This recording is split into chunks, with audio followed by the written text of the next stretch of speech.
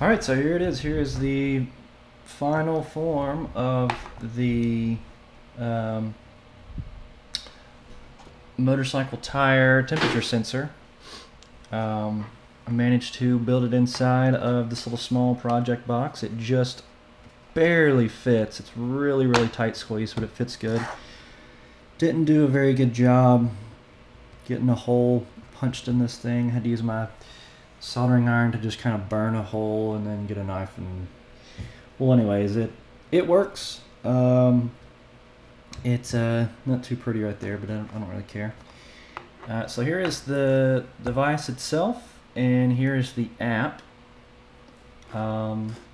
It's pretty basic. It's basically like the coffee maker app. You select your Bluetooth device, and then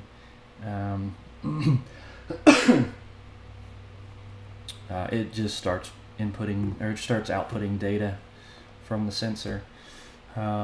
Basically just get a connected status, and then I have this BATR. It just helps me know that there's actually incoming data and that the device hasn't frozen or is disconnected somehow. So as long as there's a number there, this just showing bytes of data available to receive. So but anyways, here's the unit itself. It's really portable. If I hold it underneath this light here, you will see the temperature start going up, and as I bring it back, it will go back down. So let me open up the box here, and I'll kind of show you what we got.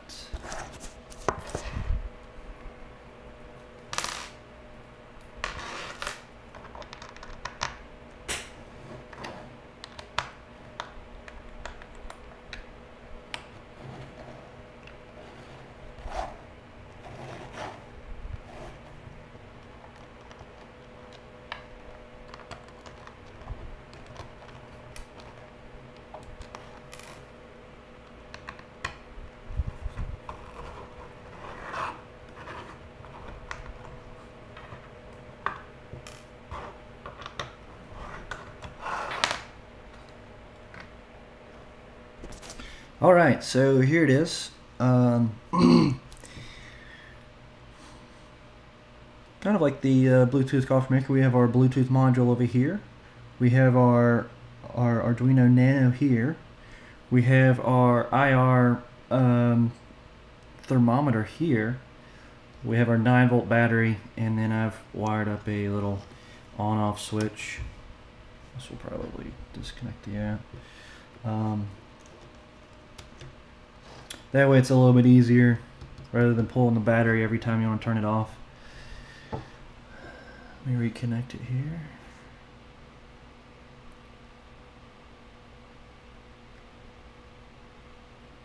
And I have this is an issue just with this phone. It will have issues connecting to the Bluetooth device. But as long as you try it again, well, let's say that now.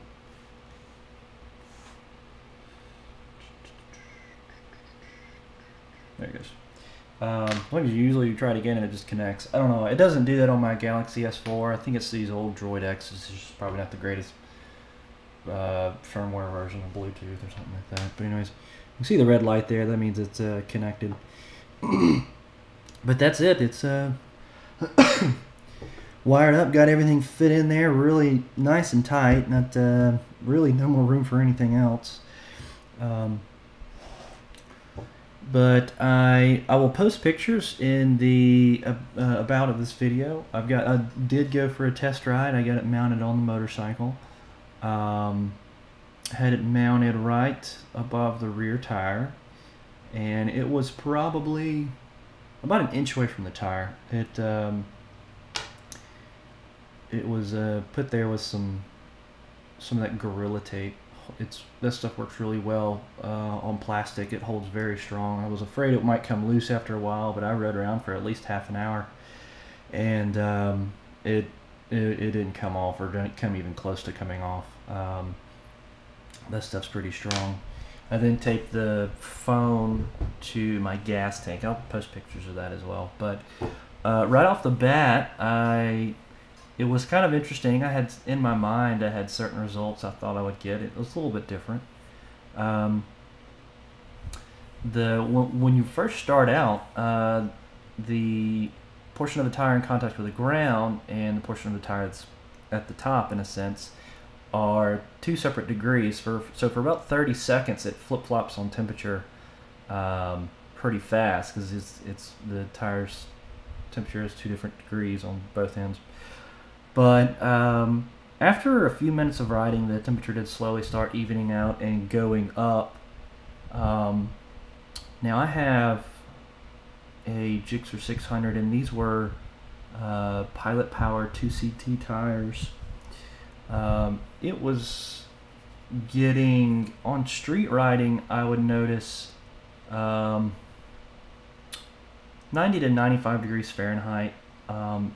If you were driving and all of a sudden you were in shade, the temperature immediately dropped 5 degrees. It would go down to 86, 87 degrees. So it's not really going to get very high with street riding. One thing I did notice is under hard acceleration, it would immediately, the temperature would skyrocket, going all the way up to maybe about 105. But as soon as you let off the gas, it would start coming down. But yeah, anywhere on normal street riding, it would get maybe about 95. After a while, I got on the interstate and decided to see if it would start going up, and it did. It probably averaged about 100 degrees with a range of anywhere from 95 to 105. But I really never saw anything over 105.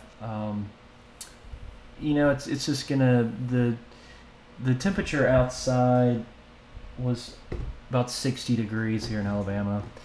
So when you go on the track, you know, you're usually riding during warmer temperatures than this outside. So the track, plus there's no shade on the track, so track's going to be hotter, a lot more aggressive riding, so I no doubt going to see much higher temperatures. Probably, if I had to guess, easily 115, 120. I wouldn't be surprised if it goes higher than that.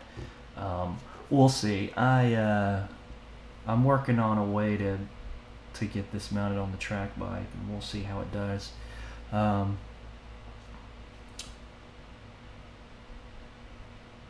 It's also a little bit, the track bike's a little bit more torquey, so we'll see if that has an effect on the temperature of the tire. I did notice when you're, you know, I've always been told you can kind of swerve or do hard acceleration and hard braking, and that generates the most friction on the tire to heat it up. The only time I saw a significant increase in temperature doing any of that was under hard acceleration. The swerving and hard braking, you know, I honestly didn't see it change at all. It was the hard acceleration that was the almost instantaneous 5 to 10 degrees, which kind of makes sense. I didn't really do too hard of engine braking or regular braking, so it may be that will heat up the tire if you're a little bit more aggressive on that. I did not play around with that, but anyways, next step will probably be to get this thing mounted on the track bike. We'll see how it does.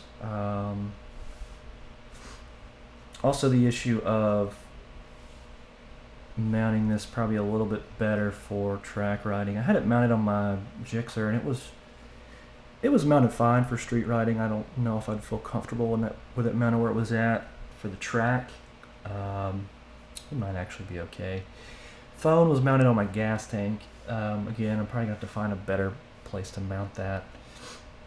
Working on getting something 3D printed that fits around this device, fits around the phone, that I can mount somewhere on my cluster or part of my sway, or the stay, not the sway. We'll see how that goes. I'll post pictures or another video if I get that done. But anyways, really happy with the results of this. I will post up all of the Arduino code I had, my parts list, and I will post the APK file for the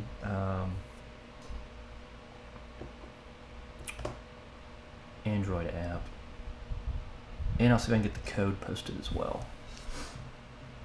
But other than that, it works really good. The last thing, this is just a cheap Rayovac 9-volt battery. After about 30 to 45 minutes of it being powered on, it was only reading 8 volts. I think a brand new one's going to be closer to 9.5 volts. It's plugged into the unregulated power in on the Arduino. So, and that has a range of anywhere from 6 to 20 volts. So as it starts dropping below 6 volts, it's probably going to start misreading, or devices will not be powered anymore, maybe disconnecting the Bluetooth.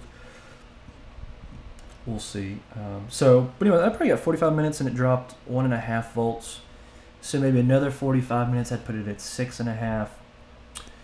So you might be able to get 2 hours of this thing being on with just a cheap Rayovac battery. When I looked these up online, I think they were 500 milliamp hours. So, if you get something that's a little bit beefier, like these little USB, this one's 5,000 milliamp hours. So, if you wanted, you could build a bigger, have a bigger battery, and it would last quite a while longer. But, hour and a half, 2 hours on that. That's pretty good. That'll be more than fine for any kind of track riding. You can easily turn it on and off throughout the day, but these things are pretty cheap, so you could probably get also a rechargeable 9-volt. Did they make those? I'm not sure.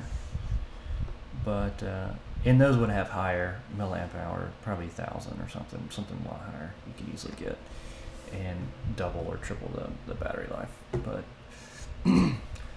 that's it. I'm really happy with this, and I'll probably build another one for my street bike and move on to the next project. Until next time, thanks.